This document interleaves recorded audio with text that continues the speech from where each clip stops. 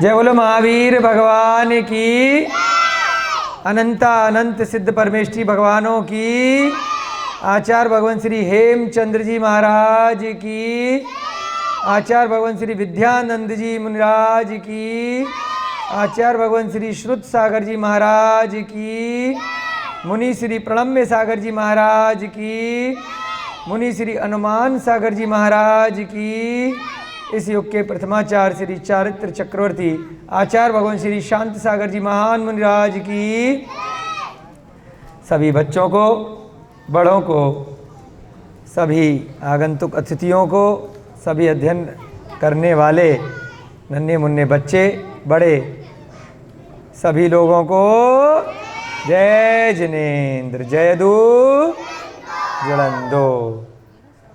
हम लोग प्राकृत सीख रहे हैं और जय जिनेन्द्र को प्राकृत में क्या कहते हैं? जयदू जुड़ंदो। चलो बहुत बढ़िया। अब जब भी कोई महाराज जी आए, कोई भी आए, तो क्या बोलेंगे? जिससे कि अब वो पूछे, मान लो उनको नहीं पता हो, पूछे भाई क्या बोला? बोलना महाराज जी जय जिनेन्द्र को प्राकृत में बोला। वैसे तो सब महाराजों को पता होगा, अगर किसी को नहीं भी पता है तो बता देना, महाराज जी हम ज्ञानधारम गुरुकुल में प्राकृत पढ़ते हैं, प्राकृत में ही जय जिनेन्द्र बोलते हैं, ठीक है ना? जयदू मतलब बताना कि भाई जयदू जुड़ंदो, जैसे वहाँ पे जो भी और लोग हैं, नमोत्थु, नमोस्तु को क्या बोलते हैं? नमोत्थु, वो भी सिखा दें। जय जिनेन्द्र मतलब उनको वैसे बोलना कि भाई जो कोई और लोग हैं उनके सामने जब महाराज जी आएंगे तो जयदू जुड़ंदो बोलना उनके सामने। ये नहीं बोला कि महाराज जी को बोलना, अन्य लोगों को। हाँ हाँ सब सिखाएंगे। प्राकृत का आप बच्चों को प्रतिक्रमण भी कराएंगे। मुनि श्री प्रणम्य सागर महाराज जी ने श्रावक प्रतिक्रमण लिखा है, बहुत सुंदर।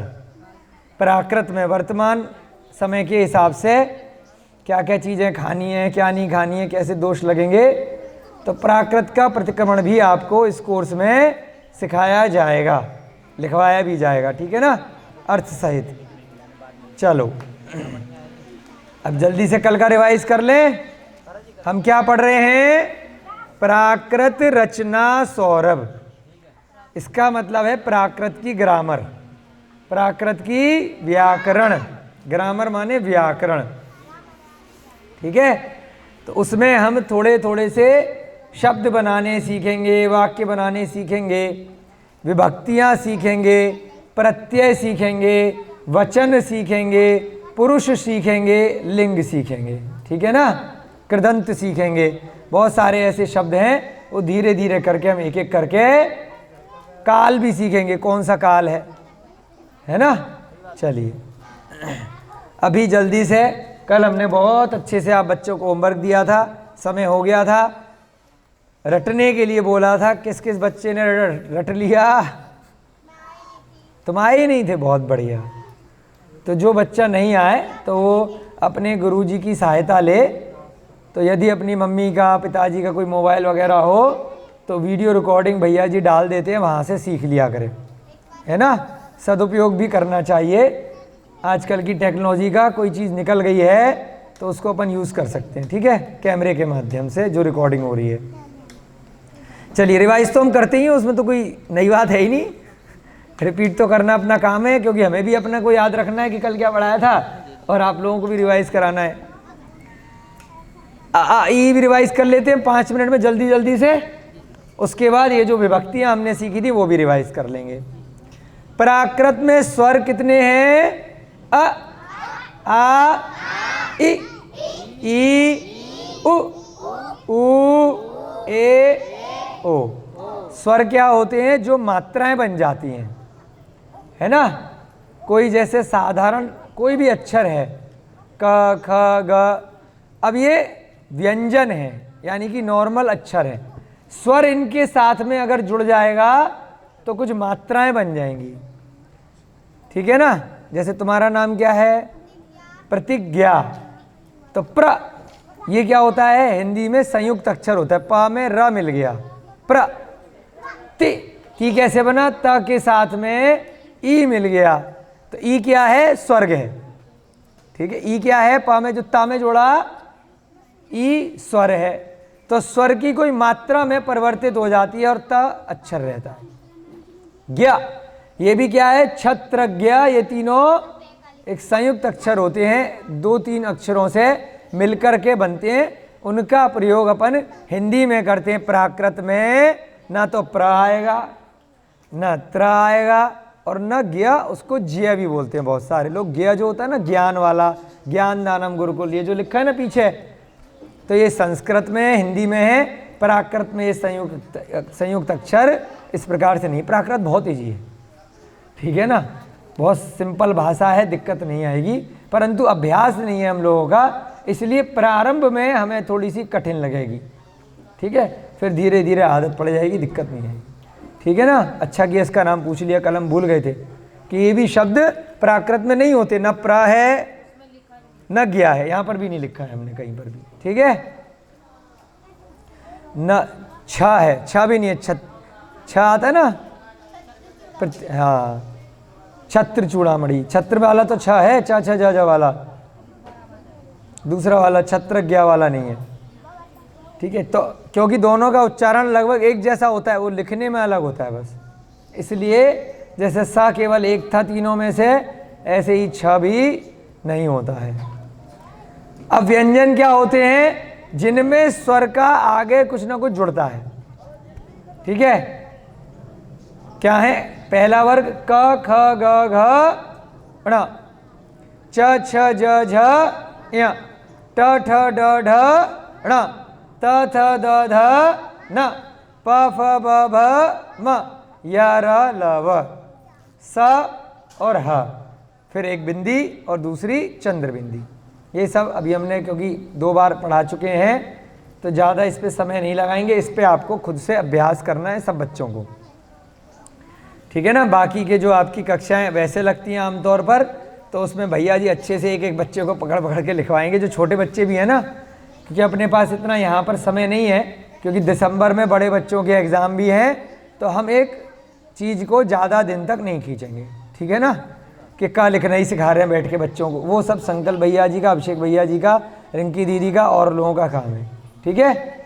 जो छोटे बच्चे हैं उनको लिखना सिखाना, क कैसे बनेगा, ख कैसे बनेगा, 10-10 बार, 20-20 बार, वो सब चीज़ें जो ज़्यादा छोटे बच्चे हैं उनको सिखाना भी आप, हम सबके हिसाब से एक साथ करा रहे हैं, ठीक है।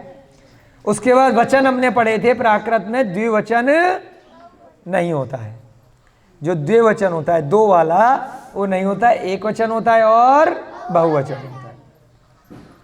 प्राकृत में 3 लिंग होते हैं, पुल्लिंग होता है, स्त्रीलिंग होता है और नपुंसक लिंग होता है।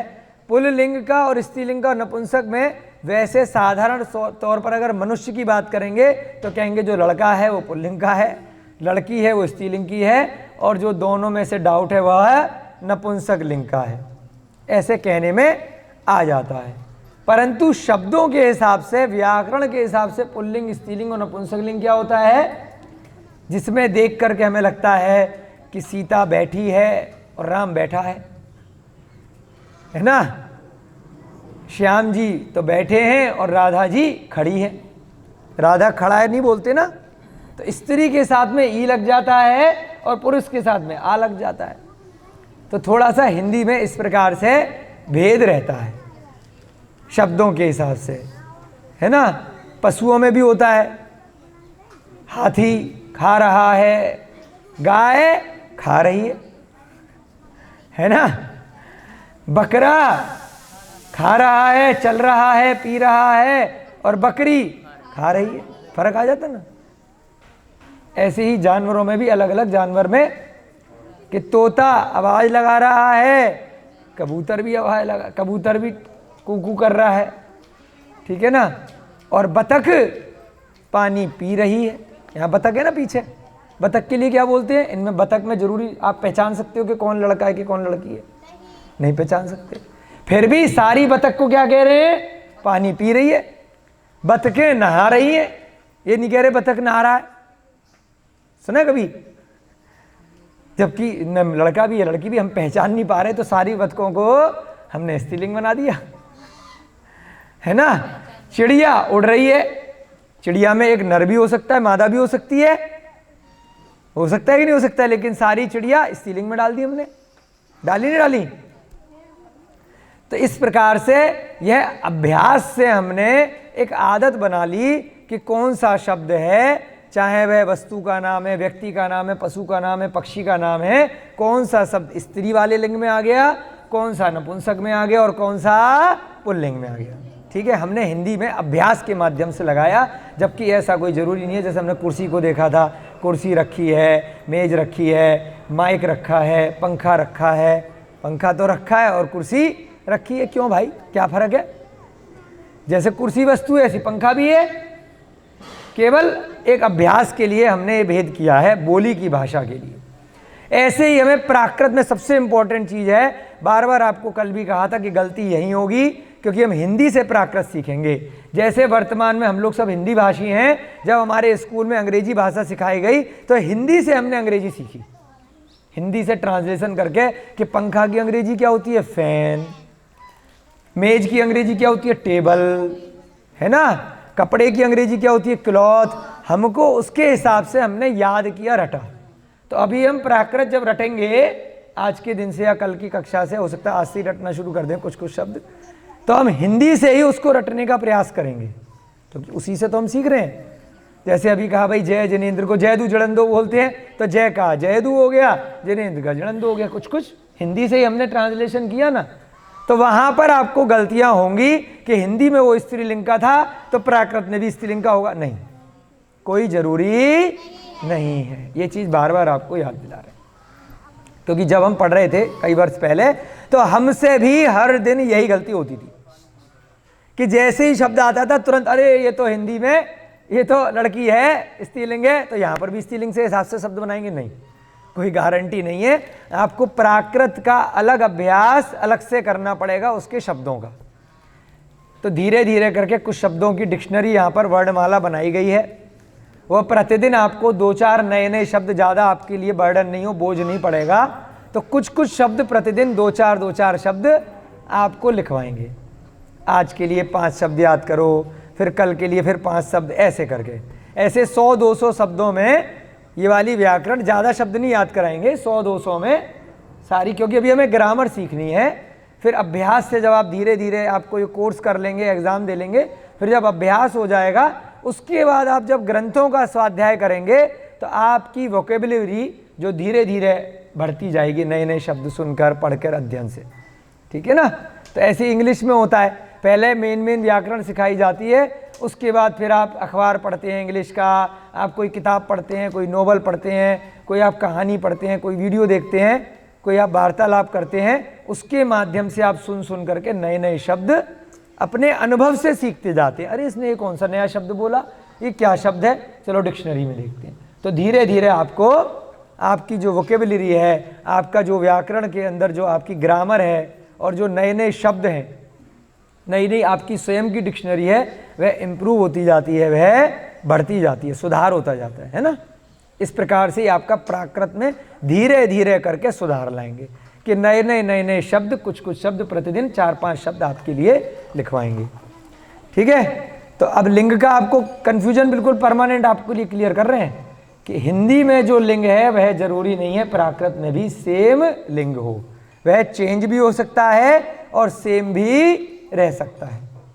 प्राकृत में पुरुष कितने होते हैं, पुरुष का मतलब ये नहीं हम जो पुरुष बैठे हैं मेल वाले और स्त्री बैठी हैं, पुरुष का क्या मतलब है, उत्तम पुरुष, मध्यम पुरुष और अन्य पुरुष।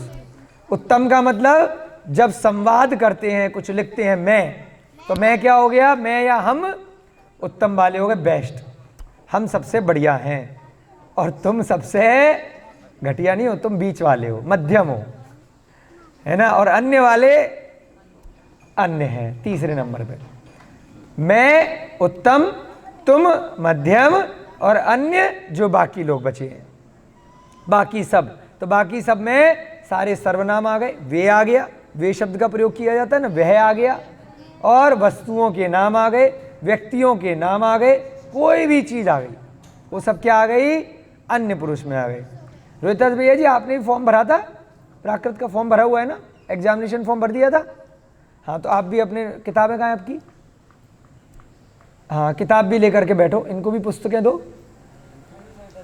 हैं आपके घर पे रखी हैं तो कल लेकर ठीक है, घर रखने के लिए नहीं है, रोज लेकर के चलनी है, ठीक है। हाँ, हमारे डॉक्टर साहब भी प्राकृत पढ़ रहे हैं, अच्छी बात है। हाँ, भाभी जी पढ़ रही हैं, सब पढ़ रहे हैं। उत्तम पुरुष माने मैं या हम, मध्यम माने तुम या तुम सब, और अन्य माने सारे जितने इनके अलावा जो बच गए वो अन्य पुरुष हो गए। उसके बाद हमने विभक्तियां की थी, ये याद करनी है, सामने बोर्ड पे भी है। भैया जी जरा बोर्ड पे फोकस कर दें जिससे सब लोग देख लें, ठीक है। थोड़ा बोर्ड आज ऊंचा कर दिया जिससे बच्चों को दिक्कत नहीं आएगी। प्रथमा से लेके अष्टमी तक विभक्तियां होती हैं। अष्टमी को संबोधन ही एक तरह से बोलते हैं, वैसे 8 होती। ये हिंदी व्याकरण के हिसाब से आपको याद कराई गई है, क्योंकि यहाँ पर जो प्राकृत सिखाने की कक्षाएं लगा रहे हैं वह हिंदी के हिसाब से लगा रहे हैं। कहीं कहीं अगर इंग्लिश के हिसाब से लगाई जाएगी तो स्वर क्या हो जाएंगे, वॉवल्स सिखाए जाएंगे, और दूसरी तरीके से वहाँ पर आपको जो सीधे इंग्लिश वाले लोग हैं अपनी अपनी भाषा से सीखते हैं, हम लोग हिंदी से सीख रहे हैं, ठीक है। प्रथमा विभक्ति यानी पहली विभक्ति, कल बहुत अच्छे से सिखाया था उदाहरण के माध्यम से। कर्ता ने, जो कर रहा है, यानी कि राम ने खाना खाया, तो यहाँ पे राम खाना खाता है, 2 शब्द बने। राम खाना खाता है, उसमें ने नहीं आया, लेकिन क्या है, ने छिपा हुआ है, क्योंकि करने वाला कौन है, राम, खाने वाला कौन है, राम। तो इसलिए राम क्या हो गया, कर्ता हो गया। कर्ता माने करने वाला, जिसके द्वारा क्रिया या कोई भी कार्य किया जा रहा है, कोई भी काम जो कर रहा है, जो करने वाला है।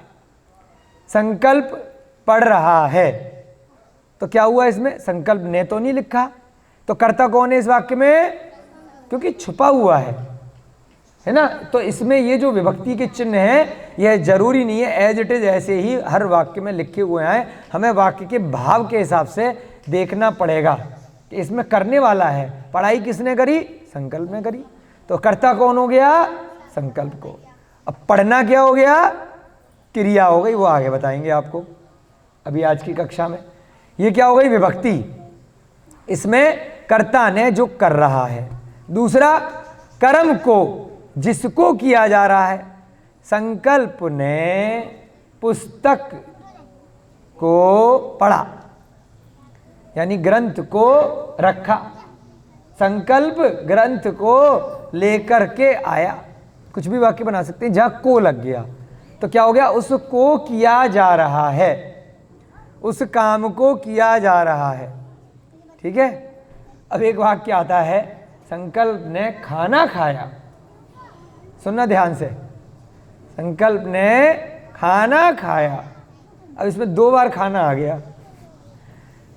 संकल्प ने खाने को खाया, यानी खाना शब्द एक कर्म का भी है और एक क्रिया का भी है। खाने का पर्यायवाची हो तो भोजन, यानी फल भी हो सकता है, भोजन भी बोल सकते हैं। तो यहाँ पे खाना मतलब क्या है, बीच वाला जो खाना है। संकल्प ने खाने को खाया, तो जो बीच वाला खाना वो क्या है, क्रिया है या कर्म है, क्या है भैया जी, बीच वाला खाना। संकल्प ने खाने को खाया, खाने को कर्म है, को लग गया ना, वो भोजन की बात कर रहे हैं, वह वस्तु है, वह क्रिया नहीं है ना। खाना रखा है और उसको खाना भी एक क्रिया है। खाना क्या हो गया, खाना, बाद में खाने को खाया। संकल्प खाना खाता है, जो बीच वाला खाना है वो क्या है, कर्म है, जो बाद वाला खाना है वो क्रिया है। इसमें कंफ्यूजन हो जाता है, इसलिए पहले से आपको बता दिया है। जैसे कि तुम्हारे संकल्प के पीछे क्या नाम बेटा, अजय। अजय ने घंटे को बजाया, घंटा लग रहा है ना पीछे मंदिर का, तो घंटा क्या हो गया, अरे ध्यान से सुनो, हवाबाजी नहीं चलेगी यहाँ। संकल्प ने, क्या नाम है, अजय ने घंटे को बजाया, घंटा पूछ रहे हैं, हाँ को लग गया ना, और बजाया क्रिया हो गई, ठीक है ना। क्या नाम है इसका, अजय घंटा बजाता है, बजाता है क्रिया हो गई, और घंटा कर्म हो गया, और अजय कर्ता हो गया। यहां पर ने भी नहीं लिखा था इस वाक्य में और को भी नहीं लिखा था, दोनों क्या हैं, छुपे हुए हैं, हिडन है। हिडन माने सुनते हो ना, हिडन माने आप आइस पाइस खेलते हैं ना बच्चे, छुप गए, हाइड एंड सीक, वो बिस्किट खाते हैं हाइड एंड सीक का, है ना। हाइड माने छुपना, कहीं अंदर छुप गया। ये जो ने है वह छुप गया, और को भी कई वाक्यों में छुप जाता है, परंतु हमें वाक्य में देख करके उसको पहचानना होता है कि भाई इसमें कर्ता कौन है, उसमें चिन्ह ने लग जाएगा, भले ही ने लिखा है या नहीं लिखा है, ठीक है। तीसरा, करण से द्वारा, यानी किसकी सहायता से वह कार्य किया जा रहा है। अभिषेक भैया जी पेन से पुस्तक पर लिखते हैं, तो पेन से क्या हो गया, करण से, पेन के द्वारा या कलम के द्वारा या पेंसिल के द्वारा, है ना, तो ये क्या हो गया, करण, यानी कि तीसरी विभक्ति। तो यहां पे पेन क्या हो गया, करण हो गया, जिसकी हेल्प ली जा रही है, जिसकी सहायता से कोई कार्य किया जा रहा है, ठीक है। हमने चश्मे से देखा, अब चश्मा हटा दिया तो गायब हो गया, तो इसकी सहायता से देखा, तो ये क्या है, चश्मा, करण हो गया, इसकी सहायता से हमने देखा, ठीक है। भैया जी ने चौक से लिखा, कोई सा भी उदाहरण ले सकते हैं, तो क्या हो गया, तृतीया विभक्ति। चौथा, संप्रदान के लिए, ठीक है, मैं पास होने के लिए पढ़ता हूं, के लिए लग गया कई शब्दों में। अभी हमने जानबूझ के थोड़ा सा टेस्ट किया यहां पर, होने के लिए, पास होने के लिए, ये पास होना क्रिया है, यह कोई वस्तु नहीं है। के लिए शब्द दो जगह आएगा, आपको कंफ्यूजन होगा, कल नहीं बता पाए थे इसलिए अभी हमने एग्जाम्पल दिया। के लिए का प्रयोग अगर क्रिया के साथ आ रहा है, मैं पीने के लिए पानी लाया, तो पीना क्या है, क्रिया है, तो यहां पर विभक्ति नहीं लगेगी, वहां पर कुछ और लगेगा, वो आपको आगे बताएंगे, परंतु कंफ्यूज नहीं होना है, बच्चे कंफ्यूज हो जाते हैं, इसलिए उदाहरण पहले ही दे दिया है, ठीक है। मैं गिलास के लिए कांच लेकर के आया, मतलब गिलास बनाने, गिलास के लिए, या मैं मेज के लिए ये चौकी लेकर के आया, मैं पहनने के लिए कपड़ा लाया, तो पहनना क्या हो गई, क्रिया हो गई। और मैं किसी वस्तु के लिए, जैसे कल हमने उदाहरण दिया था ना, क्या उदाहरण दिए थे कल, बताओ, बहुत सारे उदाहरण जिसमें वस्तु के साथ में के लिए आ रहा है। मैं संकल्प के लिए पेन लाया, अब संकल्प क्रिया है या व्यक्ति है, नाम है, बताओ, व्यक्ति है। तो जब किसी व्यक्ति वस्तु के नाम के आगे क्रिया लग रहा है, वो के लिए लग रहा है, तो विभक्ति लगेगी, समझ रहे हो। और अगर क्रिया के आगे लग रहा है तो उसको कृदंत बोलते हैं, वो आगे आपको धीरे धीरे बढ़ाएंगे, वह दूसरी, उसमें सिस्टम अलग चलेगा प्राकृत में, ऐसे हिंदी में भी होता है, ठीक है। मैं आपके लिए बैठा हूं, तो आप क्या है, क्रिया है या कोई सर्वनाम हो गया, तो यहां पर विभक्ति लगेगी, समझ गए। क्रिया है तो उसकी बात यहां पे नहीं कर रहे हैं, विभक्तियां खाली संज्ञा में और सर्वनाम में लगती हैं, ठीक है ना। चलो आगे बढ़ते हैं, फिर धीरे धीरे जब उदाहरण आएंगे तो आपको क्लियर हो जाएगा। इसके बाद आता है अपादान से। तृतीया विभक्ति में और पंचमी विभक्ति में क्या फर्क है कि वहां पर हमें से जो लगा था उसमें क्या था, किसी की सहायता ले रहे थे, उसकी सहायता से, और यहां पर से है वो अलग होने के लिए है, कोई चीज दूसरे से अलग हो रही है।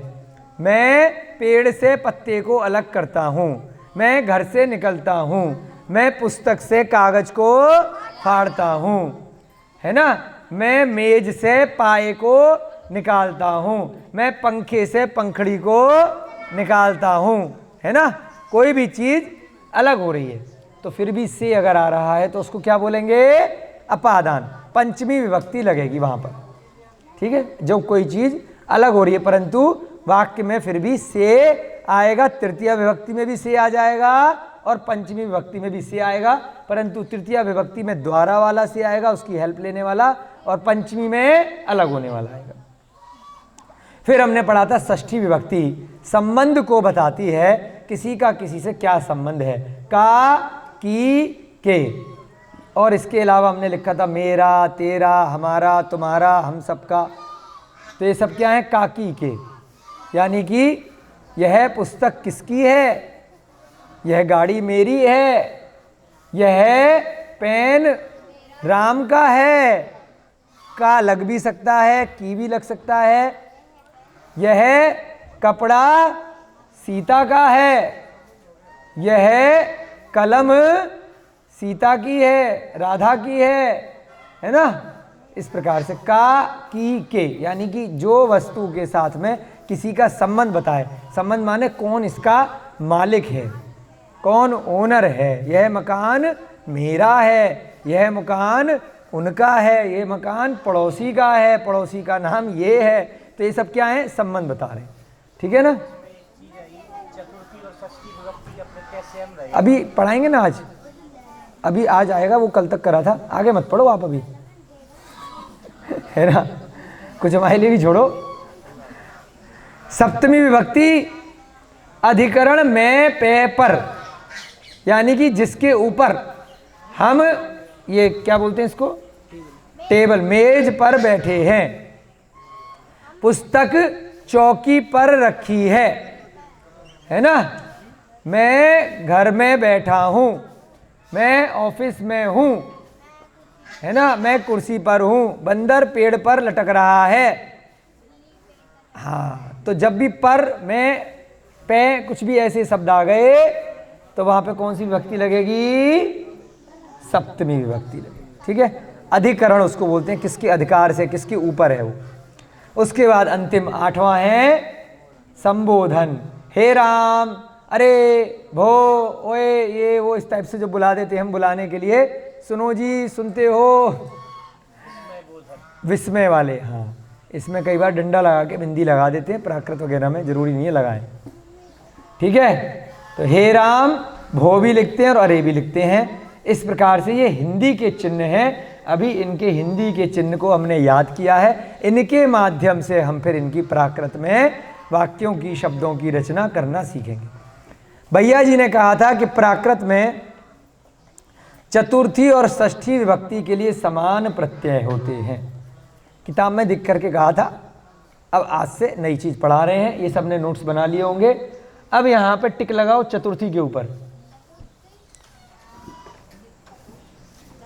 चतुर्थी पे टिक लगा दो और षष्ठी पे टिक लगा दो। प्रत्यय एक शब्द आया, प्रत्यय बोलो। प्रत्यय क्या होता है, जैसे कोई भी शब्द है, मान लीजिए राम, राम शब्द है। अब राम खाना खाता है, राम पढ़ता है, राम बैठा है, राम पढ़ रहा है। तो बहुत सारे अलग अलग वाक्य हो गए ना। तो उसमें इंग्लिश के लिए हम क्या करते हैं, राम सो रहा है, पीछे से किसी ने बोला, तो क्या बनेगी इसकी इंग्लिश, इंग्लिश की टीचर, हाँ रिंकी मैडम, राम सो रहा है,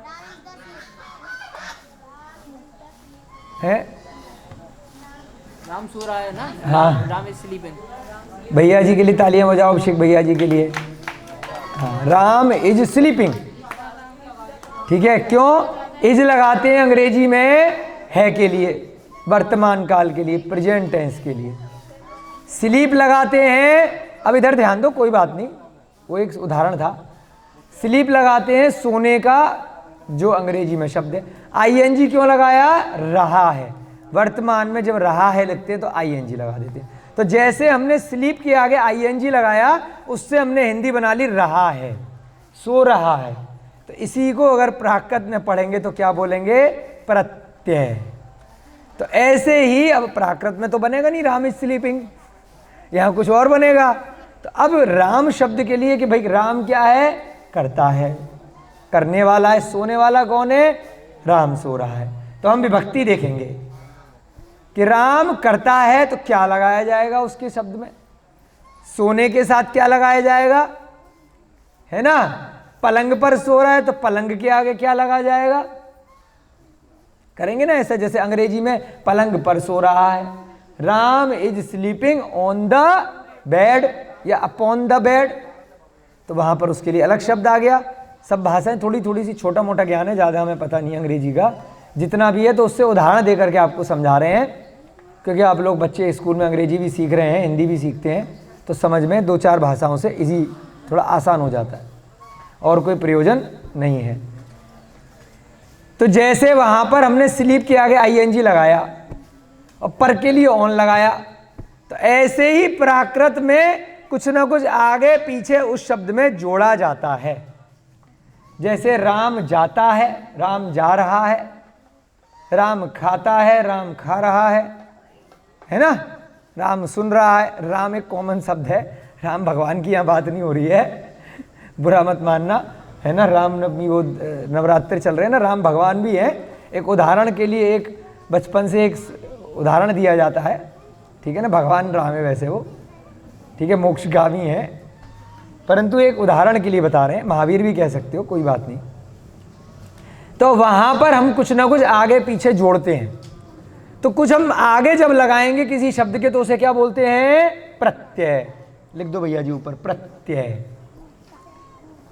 ठीक है। क्या है, प्रत्यय।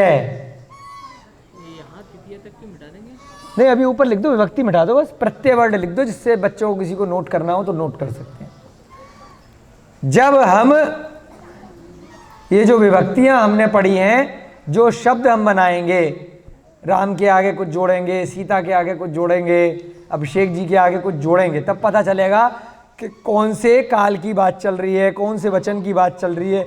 एक संकल्प है कि 10 संकल्प हैं, बहुवचन है या एक वचन है ना। बहुत सारी चीज़ें अब धीरे धीरे वाक्य बनाएंगे ना आज से, तो प्रत्यय होते हैं। तो भैया जी ने यहाँ पे टिक लगाया चतुर्थी पे और षष्ठी पे। इसमें एक जरा सा संदेश मात्र इतना है कि जब प्राकृत में हम प्रत्यय लगाएंगे, जैसे भी अंग्रेजी में आईएनजी लगाया था ना,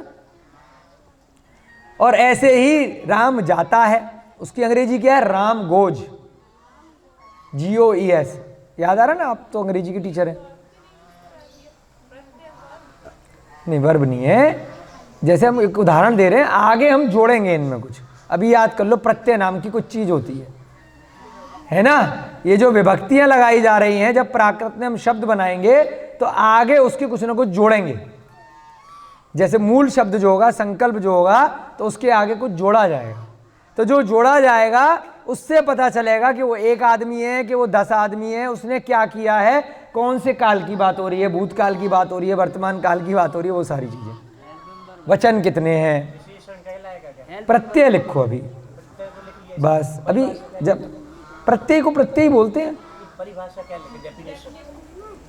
जो मूल शब्द है उसके आगे कुछ जोड़ा जाता है, वो जोड़ेंगे ना, अभी आज ही कर लेंगे, समझ में आ जाएगा, घबराने वाली बात नहीं है। शब्द के आगे प्रत्यय जोड़ा जाता है, जो मूल शब्द है। जैसे कि अंग्रेजी में हमने उदाहरण दिया ना आपको समझने के लिए, आईएनजी जोड़ दिया। अगर खा रहा है तो ईटिंग, स्लीपिंग, है ना, डांसिंग।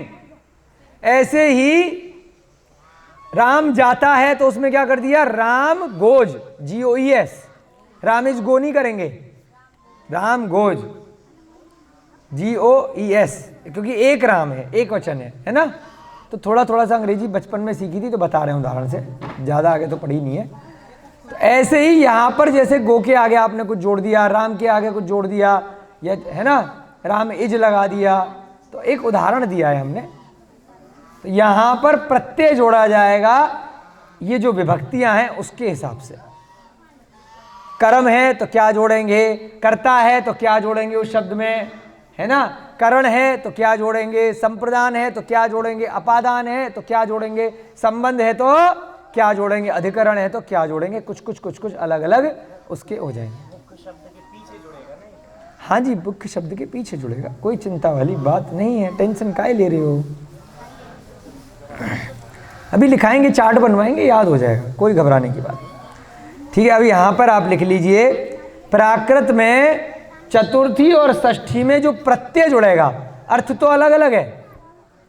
चतुर्थी में अर्थ क्या है, के लिए, है ना, कि मैं राम के लिए पानी लाता हूं। और षष्ठी में क्या है, काकी के संबंध बताने वाला, परंतु प्रत्यय दोनों में एक जैसे आते हैं। दोनों में जो आगे कुछ जुड़ेगा उन शब्दों के वो एक जैसा ही जुड़ेगा। लिख लीजिए, प्राकृत में ये वाला मिटा दो और आगे लिख दो। प्राकृत में चतुर्थी और षष्ठी विभक्ति के लिए समान प्रत्यय होते हैं। जो चतुर्थी विभक्ति है यानी कि जिसमें के लिए आता है, संप्रदान के लिए, और जो षष्ठी विभक्ति है जिसमें संबंध काकी के आता है, इन दोनों में क्या होता है, हमेशा एक जैसे प्रत्यय लगते हैं। प्राकृत में चतुर्थी और षष्ठी विभक्ति के लिए एक समान प्रत्यय हैं, होते हैं, चतुर्थी और षष्ठी विभक्ति के लिए।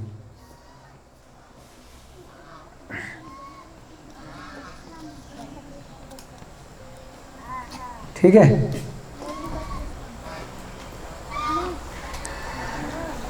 अब इसके नीचे लिखिएगा क्रिया। अभी जो पहले आपको बताई थी ना, खाना खाता हूँ, पानी पीता हूँ, ठीक है, पंखा चलाता हूँ, बैठा हूँ, सो रहा हूँ, पढ़ रहा हूँ, ये सब क्या है बच्चों, क्रिया है जिसको किया जा रहा है। ठीक है, क्रिया क्या होती है, जो कुछ करा जा रहा है, करने वाला नहीं, जो हो रहा है। जैसे हम पढ़ रहे हैं, हम अध्ययन कर रहे हैं, हम बोल रहे हैं, हम पढ़ा रहे हैं, अभिषेक भैया जी लिख रहे हैं, लिखते हैं, लिखेंगे, ये सब क्या है, क्रिया कहलाती है। इसको अंग्रेजी में क्या कहते हैं, वर्ब, है ना। इतना तो आप बच्चे पढ़ गए हैं ना, थोड़ा सा अंग्रेजी जल्दी सीख गए, प्राकृत बाद में सीख रहे, कोई बात नहीं। ठीक है, क्रिया लिख दी, क्रिया नीचे, क्रिया की हेडिंग बनाओ। प्राकृत में क्रिया कौन कौन सी होती है, एक अकर्मक क्रिया होती है और एक सकर्मक क्रिया होती है। पॉजिटिव नेगेटिव नहीं है, अकर्मक और सकर्मक, कर्म के साथ और बिना कर्म के। अभी बताते हैं। मैं खाता हूं, इसमें कर्म है बीच में, इस लाइन में क्या, कुछ नहीं है, मैं खा रहा हूं, पता नहीं, बता नहीं रहा, छुपा रहा हूं क्या खा रहा हूं।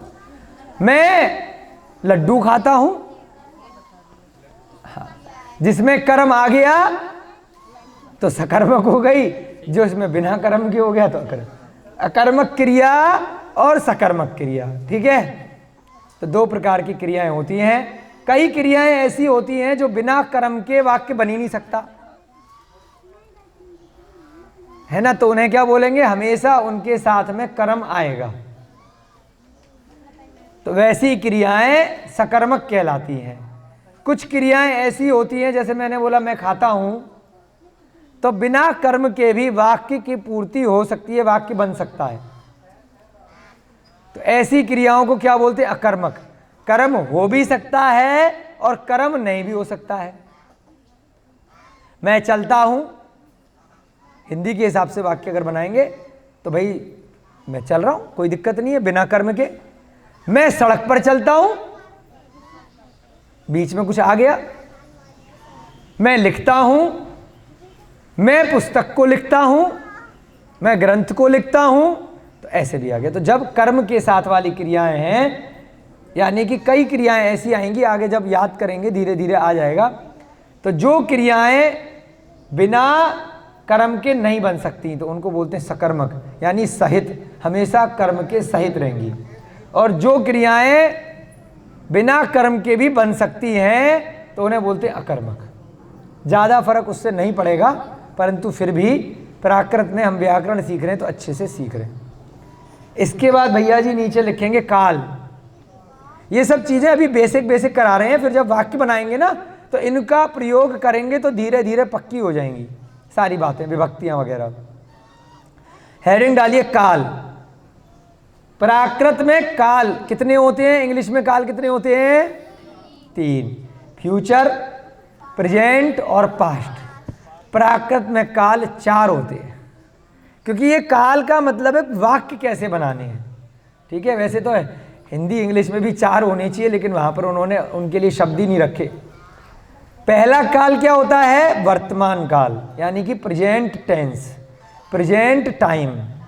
ठीक है, हम पढ़ रहे हैं, मैं पढ़ता हूँ, मैं आज ऑफिस आता हूँ, मैं ऑफिस जा रहा हूँ। ठीक है, ये सब क्या है? वर्तमान काल। मैं कल वहाँ गया था, पास्ट लिखो। दूसरा भूतकाल, रोहिता जी की 10 साल पहले शादी हुई थी जिसे वो भुलाना चाहते हैं, है ना? भुलाना चाहते हैं तो हो गया वर्तमान, शादी हुई थी भूतकाल, और भविष्य में खुश रहना चाहते हैं तो भविष्य के खुश रहेंगे, भूल जाएंगे, एक बुरी घटना को भूल जाएंगे तो भविष्य में खुश रहेंगे। तो ये क्या हो गया? भविष्य काल। बुरा तो नहीं लगता रोहिता भैया जी? हम थोड़ा हंसाते रहते बच्चों को, है ना? भविष्य काल। अच्छा, ये 3 काल तो आपके इंग्लिश में भी होते हैं, हिंदी में भी होते हैं। एक नया काल आता है प्राकृत में। अरे सुनो, इधर आओ, ये कौन सा काल है? बच्चे वो पीछे देखने लग गए, किसको बुलाया हमने? ये कौन सा काल है बताओ? ये इसको चौथे काल में लिया, विधि एवं आज्ञा।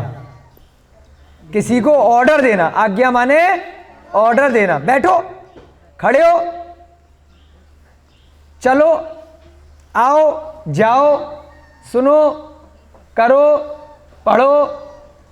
अब पढ़ो, ना तो भूतकाल की बात हो रही है ना वर्तमान की बात हो रही है। लिखो, तो इसको क्या बोलते हैं यहां पर? विधि एवं आज्ञा। ठीक है, हाथ किया समझाते जा रहे हैं, जिससे कि बाद में रिवीजन भी कराएंगे, कोई घबराने वाली बात नहीं। ऑर्डर सूचक शब्द जो होते हैं, आज्ञा सूचक, तो इसमें भी कुछ अलग से शब्द बनेगा जब ऑर्डर दे रहे हैं। बैठो, पढ़ो, खाओ, पियो, नहाओ, खेलो, कूदो, है ना? तो इसको भी एक अलग काल में ले लिया, जिससे कि पता चल जाए कि यहां पर ना भूत की बात हो रही है, ना भविष्य की बात हो रही है, ना वर्तमान की बात हो रही है। कोई भी संवाद चल रहा है, कोई भी कथा चल रही है, कोई कहानी चल रही है, जिसमें एक ने दूसरे को ऐसा कहा है कि पानी लाओ, खाना लाओ, बैठो, पढ़ो, सुनो, है ना? तो ये शब्द क्या होते हैं? विधि एवं आज्ञा। ठीक है जी। अब यहां पर प्राकृत में भूतकाल जो होता है, उसके साथ में एक भूतकालिक कृदंत का भी प्रयोग कई बार किया जाता है। ठीक है ना? तो यहां पर आप सुन लीजिए, भैया जी अगर लिखना चाहें तो ऊपर लिख देते। ये सब बच्चे लिखते रहेंगे साथ साथ, और जो हम बता रहे हैं पूरी बात हम जो बोल रहे हैं वो सारी बात बोर्ड पे नहीं लिख सकते, कुछ कीवर्ड हिंट वाले शब्द लिख देते हैं। प्राकृत में भूतकाल के साथ, जैसे अब इंग्लिश से उदाहरण देते हैं, आई एम गोइंग, मैं जा रहा हूं, मैं जाऊंगा, आई विल गो, है ना? मैं गया था, आई क्या आता है? गॉन। आई वेंट देयर, मैं वहां गया था, है ना?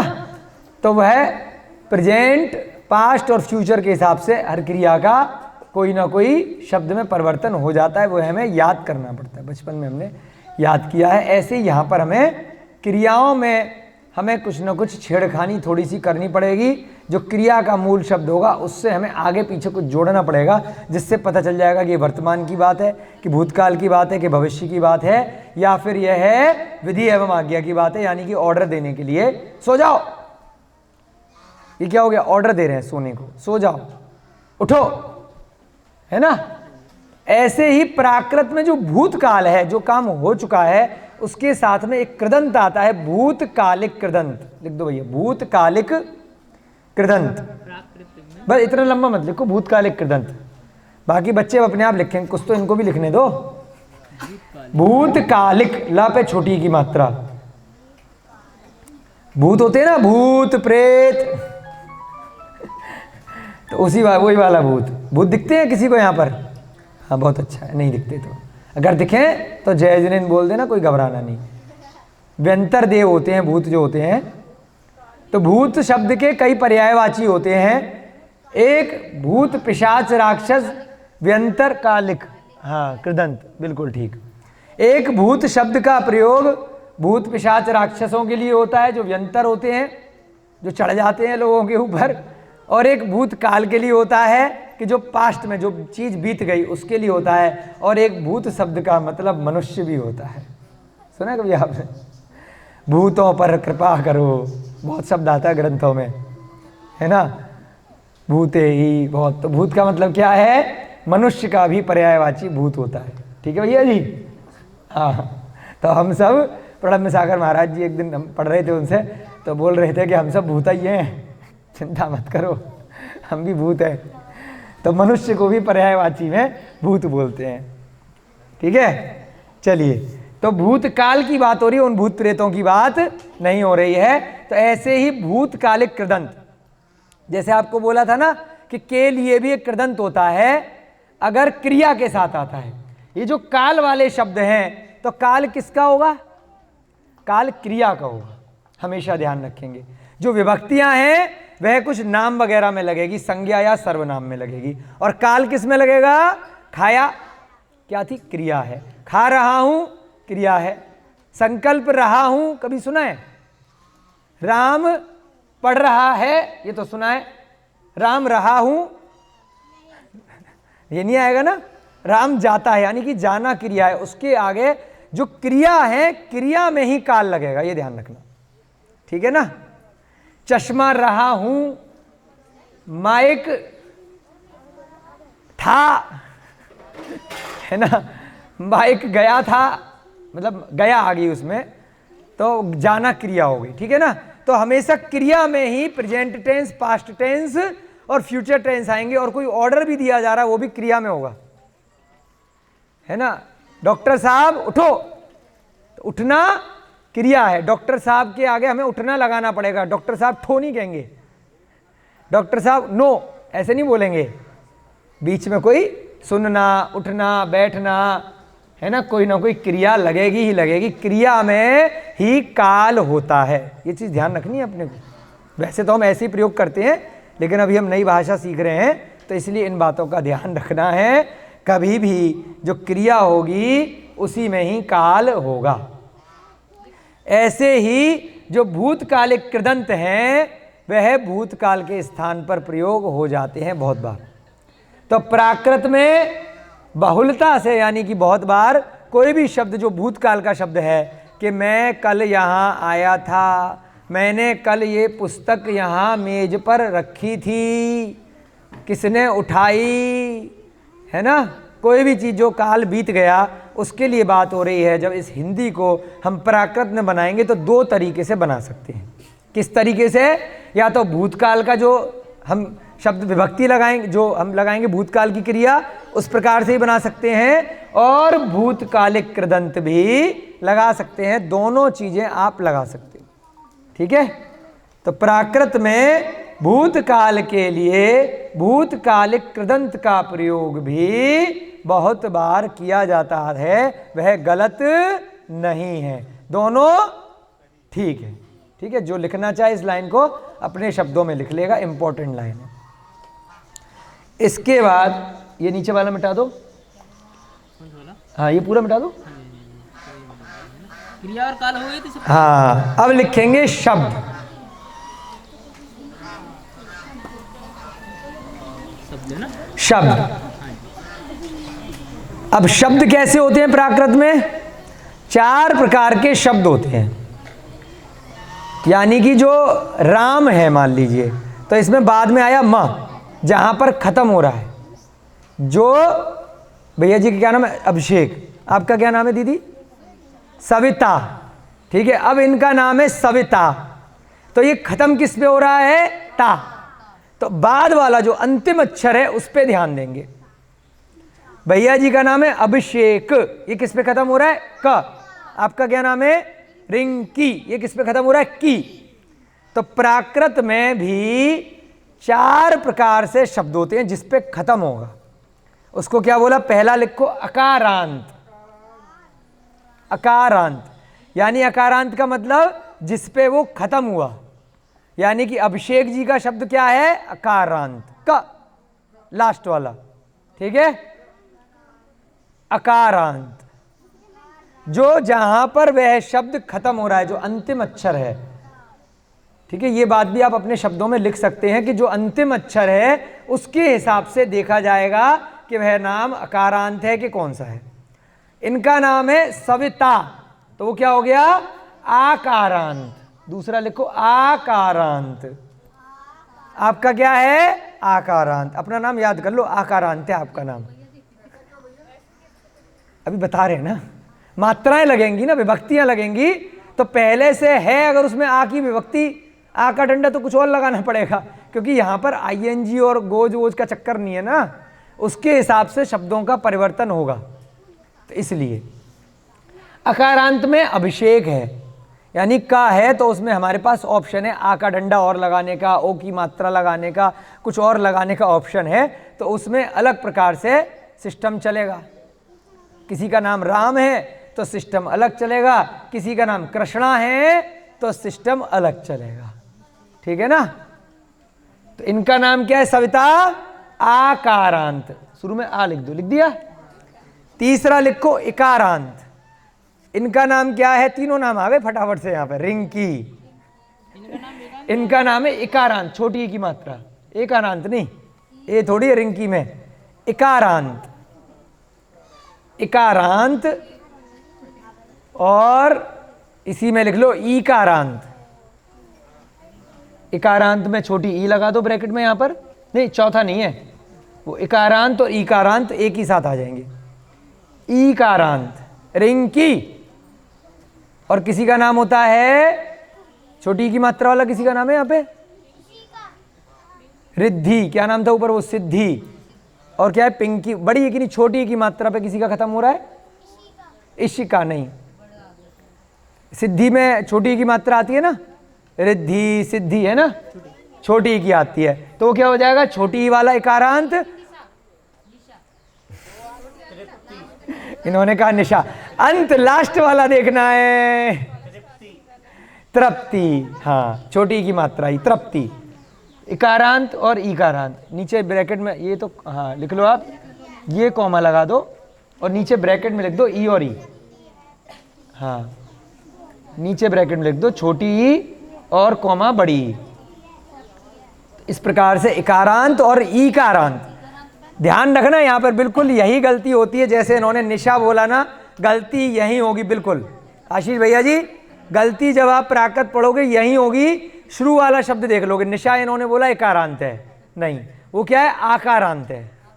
बाद वाला देखना है जिसपे खत्म हुआ है, ठीक है ना? सृष्टि भी ठीक है, ठीक है ना? इकारांत हो जाएगा, ठीक है? अब चौथा लिखो उकारांत।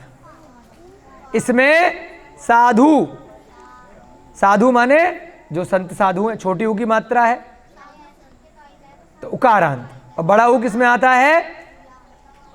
लट्टू, मंजू। हाँ, यहाँ पे बैठे सारे ही है, यहाँ पर तो मंजू दीदी भी है।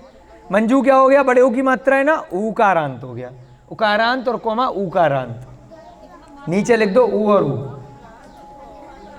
यहां पर भी लास्ट वाला अक्षर देखना है ना, कि लास्ट में अंत किस पे हुआ है, ठीक है? तो इसको बोलते हैं उकारांत। सोनू सही है, सारे शब्द सही हैं अभी हिंदी के हिसाब से, बाकी प्राकृत में देखेंगे हम इनका, ठीक है? तो इस प्रकार से शब्द होते हैं, इनके शब्द के हिसाब से हमें विभक्तियां याद करनी है थोड़ी थोड़ी सी, ठीक है ना? और उसके बाद जैसे अभिषेक है तो उसमें विभक्ति का रूप अलग बनेगा, सविता का अलग बनेगा, है ना? और क्या नाम है? रिंकी का अलग बनेगा, मंजू का अलग बनेगा। सिर्फ नाम के लिए बनेगा कि बाकी के लिए बनेगा? तो उस नाम में जैसे विभक्तियां लगेंगी वो सब अभ्यास हो जाएगा। अभी तो बेसिक बेसिक चीजें बता रहे हैं थोड़ी थोड़ी सी। चलिए, लिख लिया सबने? अब आपकी कक्षा में 5-10 मिनट रह गए हैं। अब अभ्यास पाठ 1 आज से शुरू करेंगे, प्रारंभ करेंगे, बहुत मजा आएगा। ठीक है भैया जी, इसको नोट कर लिया सबने? कैमरे में दिखा दिया सबको अच्छे से? हाँ चलिए।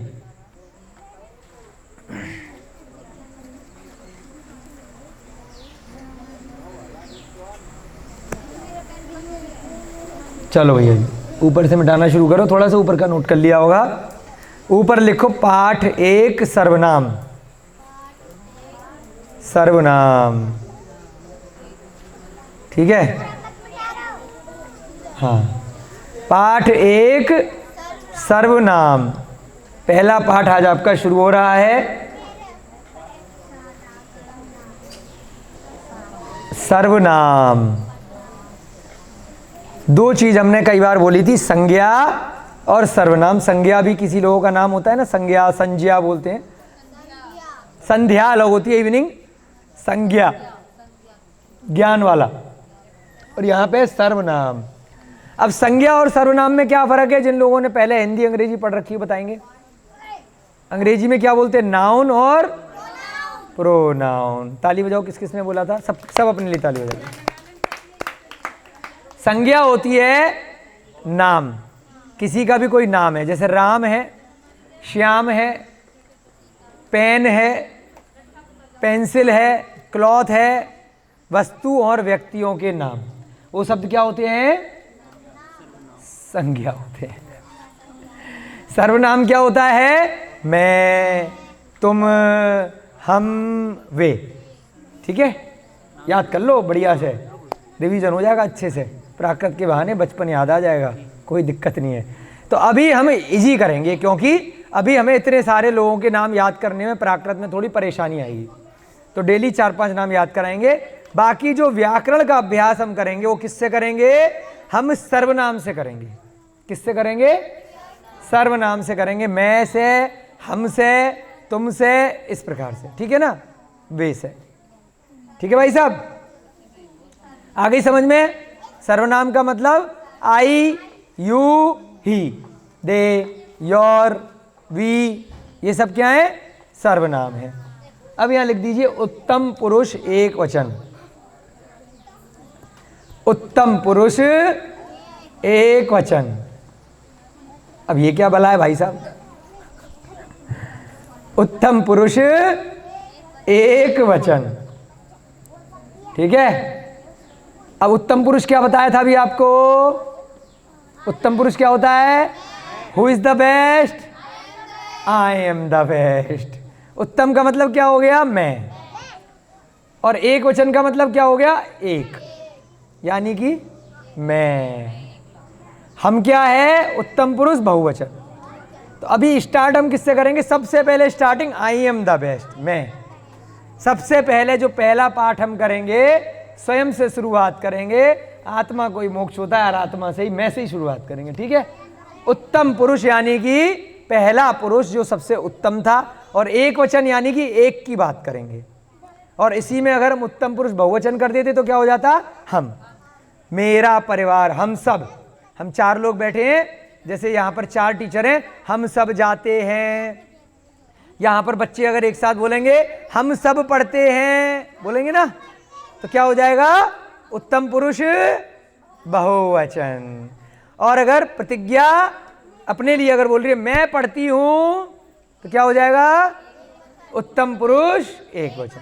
ठीक है, अब यहां पर एक ही शब्द है उत्तम पुरुष एक वचन का, उसकी हिंदी क्या होती है? लिखो मैं।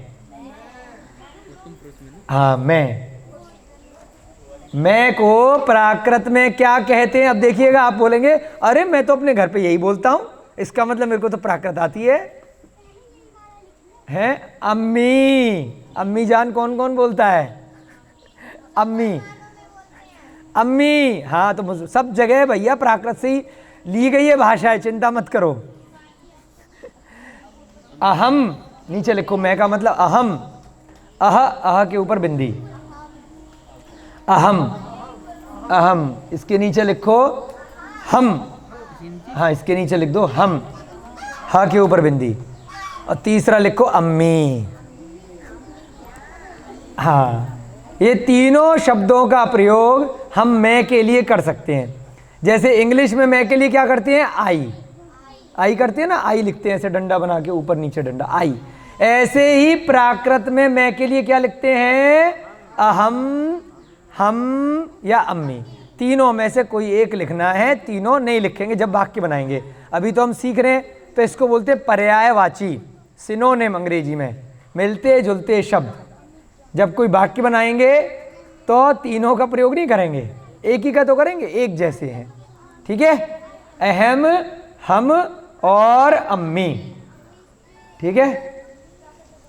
अब यहाँ पर 1 2 3 आज आपकी कक्षा में इसके वाक्य तो क्योंकि समय हो रहा है ना, कल बनाएंगे।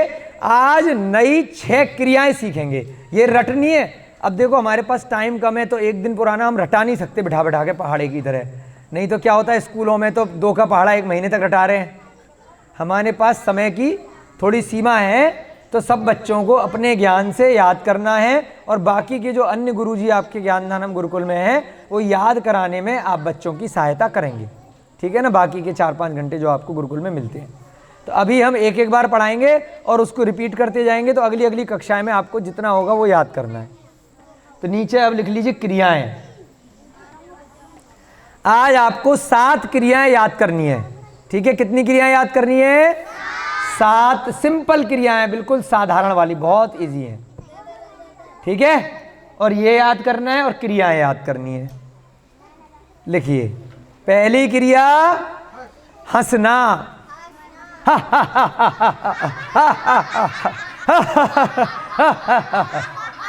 रोहिता जी सुबह योगा में कराते हैं ना, तो उसको हिंदी में जो हंसना शब्द है वो प्राकृत से ही आया है, वहीं से आज भी हिंदी में चला आ रहा है। हंसना, लिखो हंसना, हा के ऊपर चंद्रबिंदी, हंसना। इसके आगे डैश लगा के लिखो। प्राकृत में क्या बोलते हैं इसको, डैश लगा के, को मानिए डैश, डैश या बराबर, हंस, बस। हाँ नहीं हंस नहीं, हंस, हाँ हंस, हंस माने हंसना।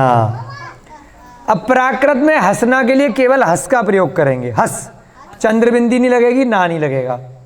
जो काल होगा, मैं हंसता हूं, मैं हंसा था, मैं हंसूंगा, या मैं हंसूं, हंसूं यानी कि मैं पूछ रहा हूं, तो ये विधि है। 4 बोले ना हमने, मैं हंसता हूं, मैं हंसा था, मैं हंसूंगा और मैं हंसूं।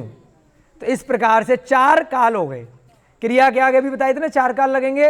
वर्तमान काल, मैं हंसता हूं या हंस रहा हूं, एक ही बात है यहां पर प्राकृत में, ठीक है। मैं हंसा था, मैं हंसा, ये भूतकाल हो गया। मैं हंसूंगा, ये भविष्य काल हो गया। मैं हंसूं, मैं रोऊं, मैं सोऊं, ये सब क्या है, विधि एवं आज्ञा यानी ऑर्डर सूचक, ठीक है। दूसरी क्रिया लिखो, सोना। यहां क्रिया की बात चल रही है, जो आपने पहन रखा है उसकी बात नहीं चल रही है। सोना पहनने वाला सोना नहीं है, क्रिया सिखा रहे हैं। वो अपनी हर बार देख रहे हैं कोई लेके तो नहीं जा रहा मेरा सोना। अपनी माला चेक नहीं करनी है कौन से आशीष भैया जी, ये कौन सा सोना है, सोने वाला है, ये खरीदने वाला सोना नहीं है, ठीक है ना। सोना की कौन सी क्रिया है, सय, स य, सय। हंसना की हंस और सोना की सय। इसके बाद जो प्रतिज्ञा मैडम और करती हैं वो क्रिया आएगी नाचना। बहुत नाचती है, हैं? जब भी कोई प्रोग्राम होता है, तीसरी लिखो, नाचना, नाचना। नाचना होती है अंग्रेजी में डांस करना है। अब वो कथक में करो, चाहे डिस्को डांस करो, चाहे पाश्चात्य वाला करो, सारे नाचना, ठीक है। इसकी क्रिया क्या होती है, ड़च, ड़मो वाला ड़, आधा च, फिर पूरा च, नहीं यह नहीं है, च आधा फिर पूरा च, ड़च। इसको क्या बोलते हैं, नाचना, ड़च। ड़ बोलते हैं ना, ड़मो ड़मो अरियंताड़म, ड़च, ठीक है। अब ऊपर से मिटा दो, थोड़ा भैया जी बड़ा बड़ा लिख रहे हैं जिससे कि आपको अच्छे से दिखाई दे, ठीक है। तीनों बस बस बस बस बस, हाँ इतना ही मिटाना। इसके बाद रूसना या रूठना, ऊपर लिखो। हाँ, रूठे को मनाना, रूठ जाते ना, गुस्सा होना। हिंदी में लिखो रूसना, रूठना को, हाँ रूठना और ऑब्लिक लगा दो। हिंदी के भी 2-3 शब्द है ना, रूठना, रूसना, इस प्रकार से, यानी रूठ जाना। बस इसकी प्राकृत क्या बनेगी? रूस। रूस जो देश है ना, रूस, रूस। अब इसमें थोड़ा सा ध्यान देना है, भैया जी ने भी छोटी सी गलती कर दी है। कौन पकड़ेगा? हमारे अभिषेक दूसरे भैया जी पकड़ लेंगे, बड़े विद्वान है इस मामले में। अरे पकड़ ली बोलते ही इन्होंने, कमाल है, ताली बजाओ हिंट करते। हमने क्या बोला था? रूस, रूस बोलो, रूस जो देश है वही वाला। तो जब बड़ा रू होता है उसमें यहां पे गोली लगती है। क्या लगती है? जो होता है रुक, थोड़ा फर्क लिख के दिखाओ नीचे, रुक, फिर बाद में उठा देना, रुक। इसमें हाँ रुक लिखो, रुको ऐसे लिखोगे? अरे भैया ऐसा ना करो तुम। हाँ, ये जो गोला है ध्यान दीजिए, यहाँ पर गोला, आप उंगली से बताओ, यहाँ पर गोला नहीं लगाया है, तो क्या है? ये छोटी ऊ की मात्रा है। पता था आपको आशीष जी? ऐसा देखो, कुछ नया तो सीखोगे ना, हिंदी भी सुधर जाएगी प्राकृत के बहाने। भैया जी हो रहा है रुक में तो ऊपर जाएगा। तुम भी ऊपर पहुंचोगे अभी। रुक यानी रुकना, ठीक है? तो उसमें क्या बोल रहे हैं? छोटा ऊ की उच्चारण आ रहा है, रू। एक होता है रूठ, रूस। जब बड़ा ऊ का उच्चारण आ रहा है तो ये गोला लगेगा, और जब छोटा आ रहा है तो गोला नहीं लगता, मात्रा में जरा सा सूक्ष्म परिवर्तन होता है, ठीक है? र के साथ ऐसा होता है, ठीक है? ये भी बचपन में सिखाया गया होगा, भूल गए होंगे अपन, कई लोगों को नहीं पता। पता था आपको संकल्प जी? ये भेद पता था? पता था ना? छोटा रू जो होता है उसमें गोला नहीं लगता है, बड़े रू में गोला लगता है मात्रा में, ठीक है? ठीक है भैया जी, आपको तो पता होगा। बड़ा 2 मात्राओं में काउंट होता है, छोटा वाला ही। हाँ, जैसे ऊ का ऊ हो गया ना, तो उस वजह से बड़ा ऊ है, यहाँ पे छोटा ऊ है, ठीक है? ये मिटा दो। तो ये ध्यान रखना, जब भी हम रू बोले तो उच्चारण पे ध्यान रखना है। रू में बड़ा गोला बना करके मात्रा लगनी है, और जब रू छोटा बोले कि रुक जाओ, तो क्या बनेगा? स्वरूप। जैसे रूप है किसी का, रूप, तो क्या बनेगा? बड़ा रू बनेगा, है ना? दीर्घ हो जाएगा, गोला लग जाएगा। अब आगे लिखिए, इसकी हो गई रूस। फिर लिखो छिपना, लिपा छिपी का खेल। आपका समय ज़्यादा हो रहा है, जल्दी से लिखवा देते हैं, कल रिवाइज कर देंगे, है ना? छिपना, छिपना का है लुक। तो हम बचपन में खेल खेलते थे लुक्का छिपी, तो लुक्का छिपी शब्द कहाँ से आया? लुक से आया। प्राकृत में क्या बोलते हैं? लुक। अब ये इसीलिए कहते थे लुक्का शब्द, तो हमने कभी हिंदी में सुना नहीं, तो वह प्राकृत के शब्द किसी ना किसी रूप में आज भी इतने सैकड़ों वर्ष बाद भी चल रहे हैं। तो छिपने को क्या बोलते हैं? लुक। हाँ लुक, हाँ लुक, आधा का फिर पूरा का। इसके बाद लिखो जागना, जागना, जग। एक जग होता है पानी पीने वाला जग, और एक जग, जग्गी, जग, आधा का फिर पूरा का, जग। जग माने जागना, ठीक है? जग। उसके बाद अंतिम शब्द लिखेंगे जीना। एक जीना पीछे लग रहा है, वो जीना अलग है, सीढ़ी को बोलते हैं एक जीना। मैं जीता हूं, मैं जी रहा हूं, है ना? जीना का प्राकृत में जीव। जैसे जीव हिंसा बोलते हैं ना, हमारी आत्मा को जीव बोलते हैं, वह हिंदी में जीव बोलते हैं। यहाँ पर जीव जो है वो क्या है? प्राकृत में क्रिया है, जीव, ठीक है? तो अभी जल्दी जल्दी से इतने लिखवा दिए, जल्दी से रिवाइज करेंगे। हंसना की हंस, सोना की सय, नाचना की ड़च, रूसना की रूस, छिपना की लुक, जागना की जग, और जीना की जीव। अब इसका हम उत्तम पुरुष एक वचन के कल वर्तमान काल के वाक्यों को बनाएंगे। धीरे धीरे आपको व्याकरण आ जाएगी। अभी आज का होमवर्क क्या है आपका? जिनको विभक्तियां याद नहीं थी, है ना, वो सारी विभक्तियां याद करनी है, कर्ता ने कर्म को करण से, और ये सारी क्रियाएं याद करनी है, और मैं का 3 नाम जो है मैं के लिए अहम अन्नी, ये याद करना है। और सकर्मक अकर्मक जो भी अब तक का आपको पाठ पढ़ाया है वो सारा पाठ आपको अपनी नोटबुक से याद करना है। कल किसी बच्चे को खड़ा करके या किसी बड़े को खड़ा करके पूछ सकते हैं। जय बोलिए भगवान महावीर स्वामी की, जय बोलिए अनंत अनंत सिद्ध परमेष्ठी भगवानों की, आचार्य भगवान श्री हेमचंद्र आचार्य की, आचार्य भगवान श्री विद्यानंद जी महाराज की, मुनि श्री प्रणम्य सागर जी महाराज की, आचार्य भगवान श्री शुद्ध सागर जी महाराज की, मुनि श्री हनुमान सागर जी महाराज की, इस युग के प्रथमाचार्य श्री चारित्र चक्रवर्ती आचार्य भगवान श्री शांति सागर जी महान मुनिराज की, सभी बच्चों को, बड़ों को, सभी अध्ययन करने जितने भी लोग आए हैं सबको जय जिनेंद्र, जय गुरु, जय गुरु।